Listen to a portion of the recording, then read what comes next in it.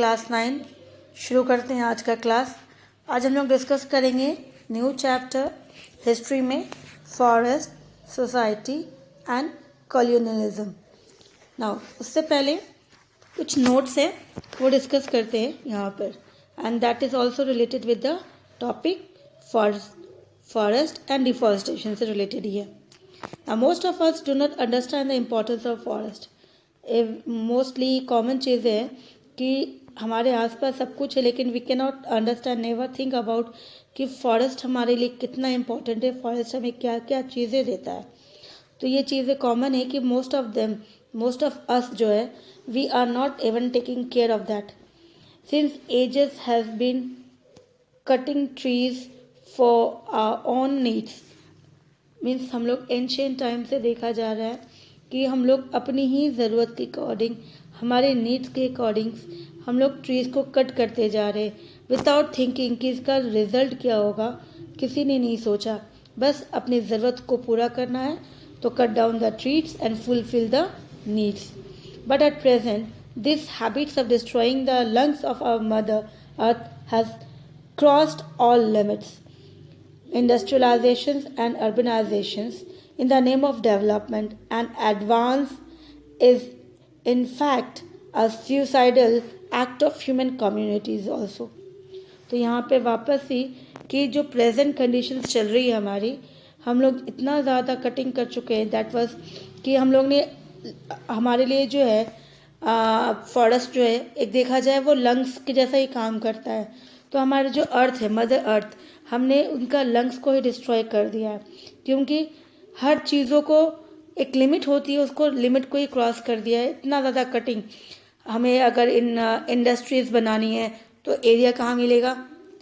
Cut down the trees, forest को cut कर दिया।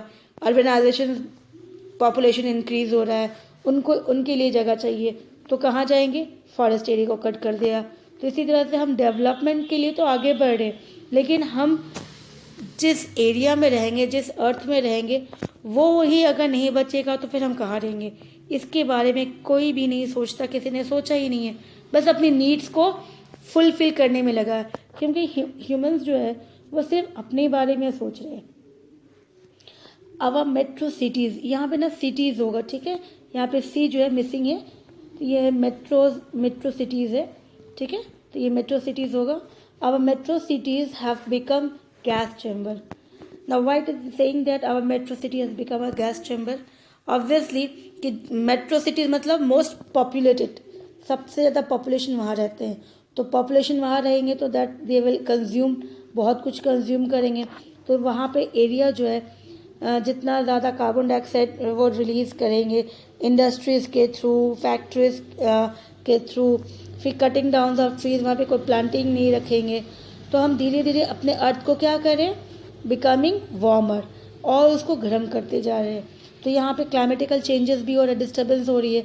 इवन हमारा क्लाइमेट साइकिल्स था वो भी डिस्टर्ब हो गया, क्योंकि हमें पता है विंटर के बाद जो है वापस विंटर के बाद समर आएगा, समर के बाद रेनी सीजन आएंगे, तो ऑटम स्प्रिंग्स, तो ये जो साइकिल क्लाइमेटिकल इसमें भी कहीं ना कहीं चेंजेस आ गया। जो पीरियड्स होता था पहले, उसमें से मोस्टली सर्दियाँ कभी बहुत ज़्यादा हो जाती है, कभी कम हो जाती है, गर्मियाँ बढ़ जाती है, तो दैट इज़ द रीजंस। तो ये कहा जा रहा है कि अब हमारा जो क्लाइमेट का साइकिल है ये भी डिस्टर्ब हो रहा है। साथ साथ we are also losing our fertility of soil. हमने अपने ज़मीन की जो सॉइल्स की खुद की जो क्वालिटी होती है, जिसके प्रोडक्शन अच्छा होता है, हमने उन्हें भी डिस्टर्ब कर दिया है।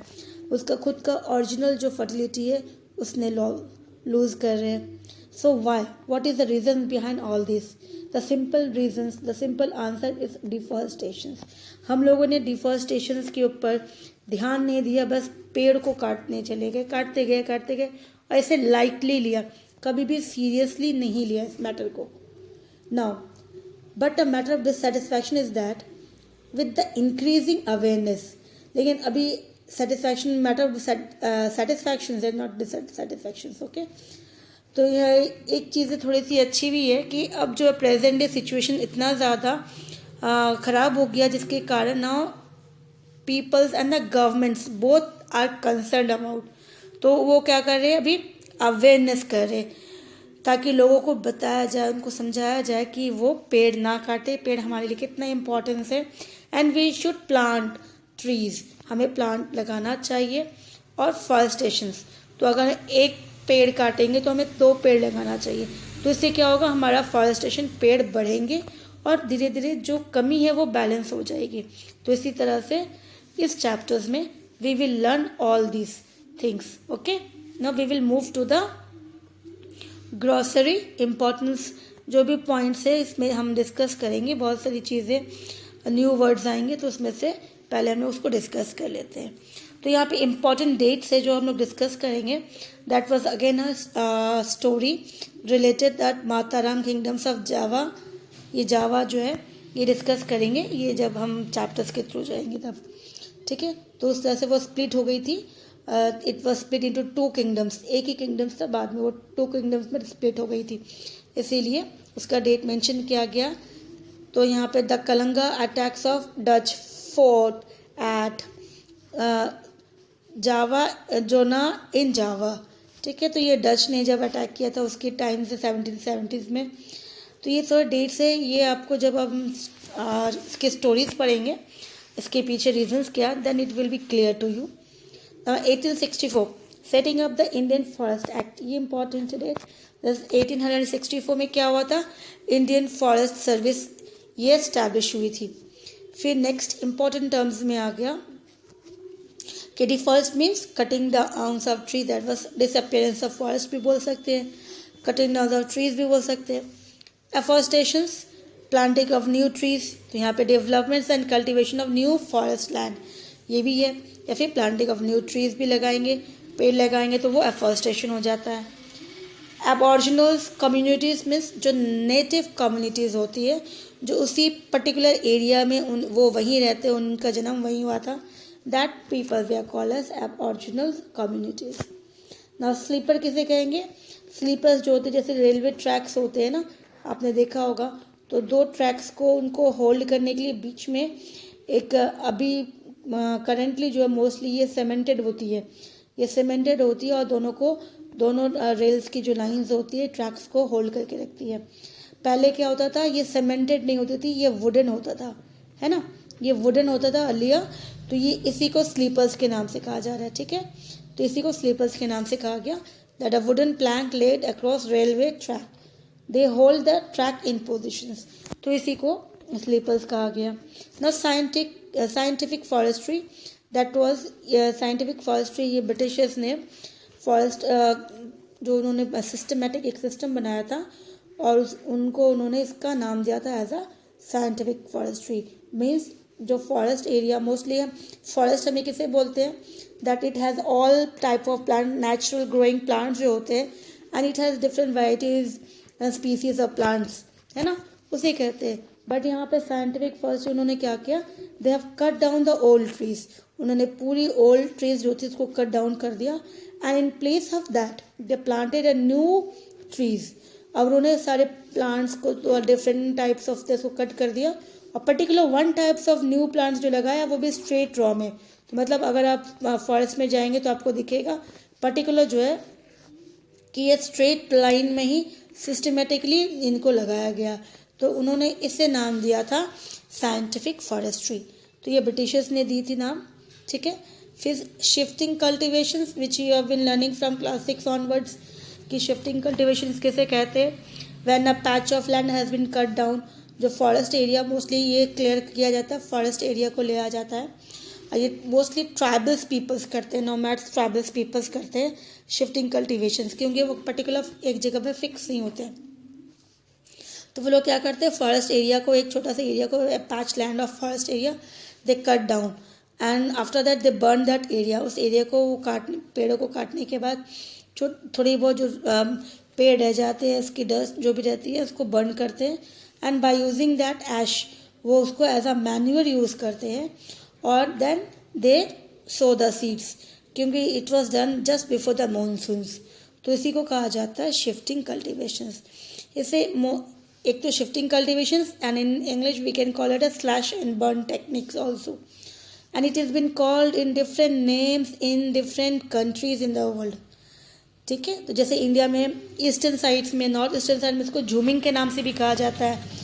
तो अलग अलग देशों में अलग अलग नामों से, कॉमन जो मोस्टली होती है उनकी लैंग्वेज, उनके नेम से उनको बताया जाता है। नेक्स्ट, क्रिमिनल ट्राइब्स किसे कहेंगे?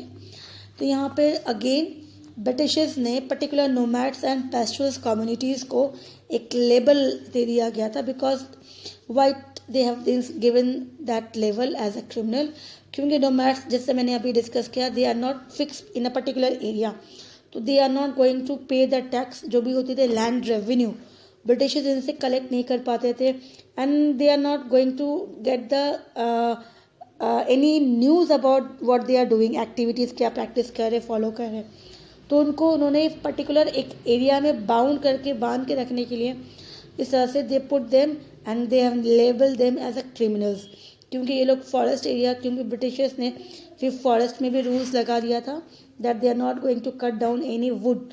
तो इन्होंने फिर अपनी ज़रूरतों को पूरा करने के लिए, ट्राइबल्स का मतलब क्या होता है, दे बिलोंग्स टू फॉरेस्ट, तो उन्होंने अगर वुड जो था, लकड़ियाँ वहाँ से जंगल से काट ली, तो उसके कारण उन्होंने उसको बता दिया दैट दे आर क्रिमिनल्स। तो इसी तरह से अब किसी एक ने अगर ये क्राइम किया है, किसी ने एक ने पेड़ काटा, तो अब उसके बाद जितने भी लोग हैं वहाँ पे ट्राइब्स के, सभी को उन्होंने लेबल दे दिया एज अ क्रिमिनल ट्राइब्स। फिर आता है देवसारी और दंड या फिर मैन, ये मन इस तरह से। तो ये एक्चुअली जिस तरह से अभी हमने कहा कि ब्रिटिशर्स ने जब फॉरेस्ट के ऊपर रूल्स बनाया, and it has been totally clear that no one can collect और कट डाउन एनी ट्रीज, तो if they want to get something from the forest, tribals को तो चाहिए, क्योंकि ट्राइबल्स के लिए फॉरेस्ट उनका घर होता था। तो मेनली जो वुमेन्स होते थे, उन्हें कुछ ना कुछ कलेक्ट करना पड़ता था, विलेजेस अपने घर के लिए बहुत कुछ होता था। सो वो लोग क्या करते थे कि, और घर दैट वाज फायर वुड, खाना बनाने के लिए भी वुड्स चाहिए होता था, तो दे मूव एंटरली विदाउट इन्फॉर्मिंग, जो भी था इन्फॉर्म नहीं करते थे गार्ड को।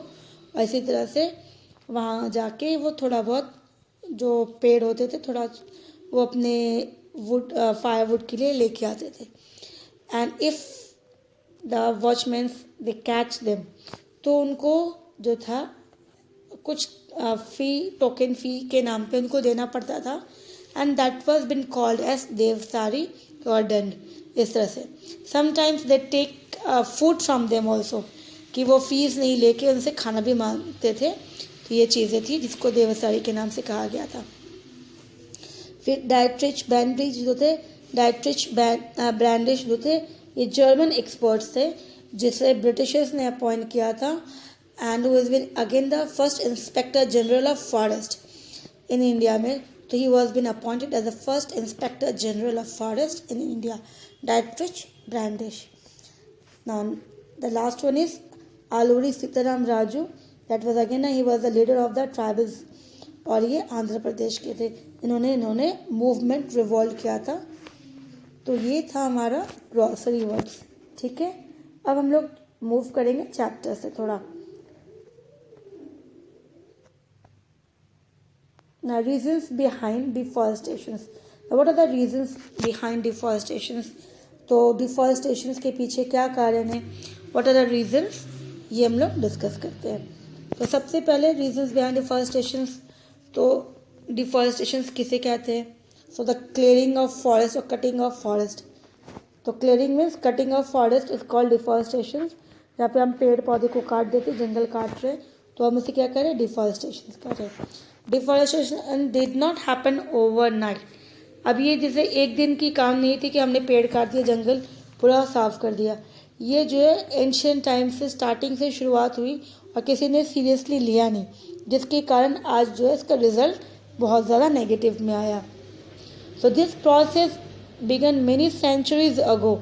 ये प्रोसेस जो है बहुत ही पीछे से देखा जाए, that was from the ancient time when the people started, जहाँ पे उन्होंने शुरुआत किया सेटल होने के लिए, एंड स्टार्टेड एग्रीकल्चर। तो उसी तरह से उस समय से ये cutting of forest, that was deforestation taking place, but that was on a negligible scale, कि हमने कभी ध्यान नहीं दिया उसके बारे में कि फॉरेस्ट हमें क्या देता है, इतना इम्पोर्टेंस क्या है, without knowing anything about, we just carelessly cut down the trees. But under colonial rules कहा गया कि जब ब्रिटिशर्स आए, तो ब्रिटिशर्स जब इंडिया में रूल कर रहे थे, that was been called as colonial rules, colony करके, क्योंकि britishers where the European peoples used to stay, that particular area is called as colony. तो ब्रिटिशर्स जब यहाँ पे इंडिया में थे, तो during their rules it become more systematic, क्योंकि इन्होंने क्या कर दिया, कटिंग ऑफ फॉरेस्ट को बहुत ज़्यादा इन्होंने एनकरेज किया, एंड इट मेक सिस्टमेटिकली, ताकि ये आराम से स्मूथली काम करते रहे, ये कटिंग होता रहे. एंड उसके पीछे इट हैज़ डिफरेंट रीजंस, उनके लिए बहुत कुछ रीजंस था. तो सबसे पहला रीजन था that was for growing crops, उनको क्रॉप्स चाहिए थे अपने लोगों के लिए. तो in 1600 about 1/6 of Indians land part was under cultivations. अगर 1600 में देखा गया तो 1/6 पार्ट जो था इंडिया के जो लैंड थे, कल्टिवेटेड लैंड थे. Now the figure has risen about to half. तो ये 1/6 से अभी कितना हो गया, हाफ कहा गया. क्यों? बिकॉज ऑफ पॉपुलेशन इंक्रीज, क्योंकि पॉपुलेशन इंक्रीज हो रहा है, and over the century this was going on. अगर पॉपुलेशन इंक्रीज होता है तो दूसरी चीज़ है, डिमांड ऑफ फूड भी इंक्रीज होगा.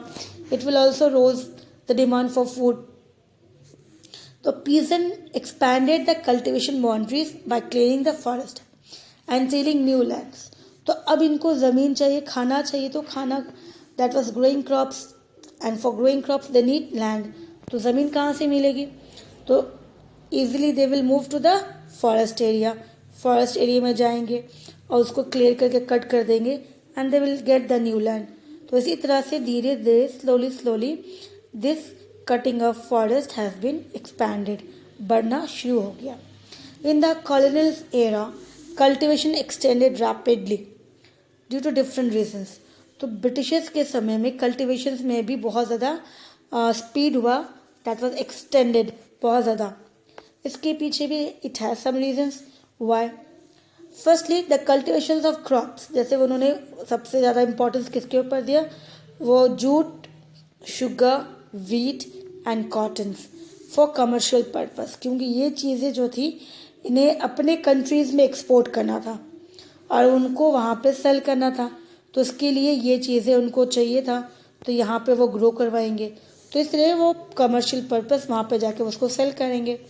This crops increase demand in 19th centuries. धीरे धीरे ये क्रॉप्स जो था ये और बढ़ने लगा 19th सेंचुरीज में. तो Europeans where food grains were needed to feed the growing urban populations and raw materials for required for industrial production.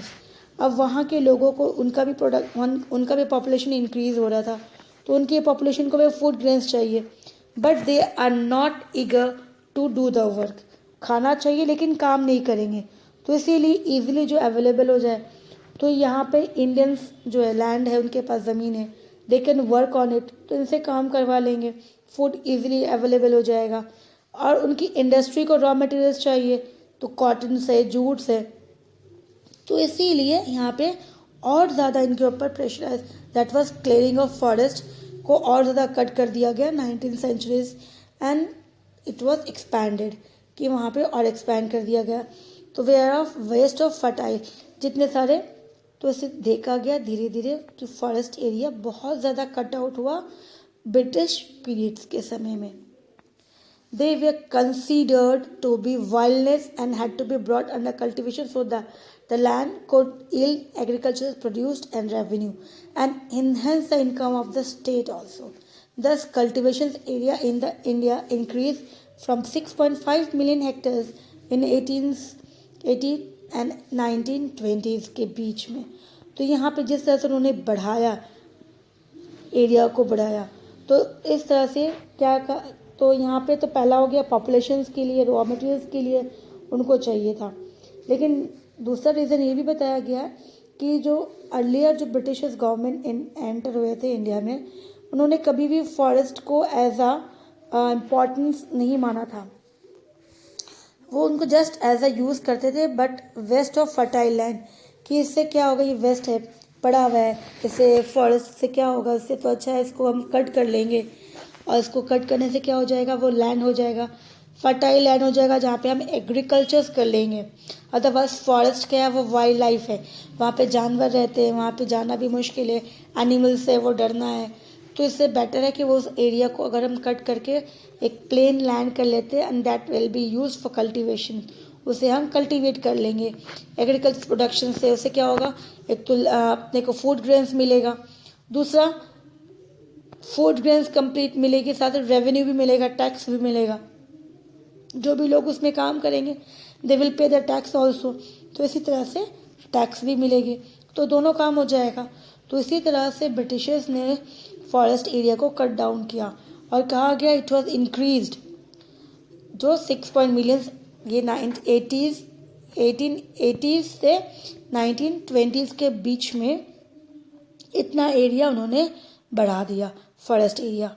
तो सोचो ये ज़्यादा स्पीड अप किसके बीच में कर दिया गया, Britishers, that was colonial area उस समय। ठीक है, तो ये था रीज़न। नेक्स्ट रीज़न से डिफॉरेस्टेशन फॉर इंडस्ट्रियल यूज़, ये हम लोग नेक्स्ट क्लास में करेंगे। ठीक है, तो जितना हमने डिस्कस किया है, just go through the topic and read out the chapters also till we have discuss. Thank you.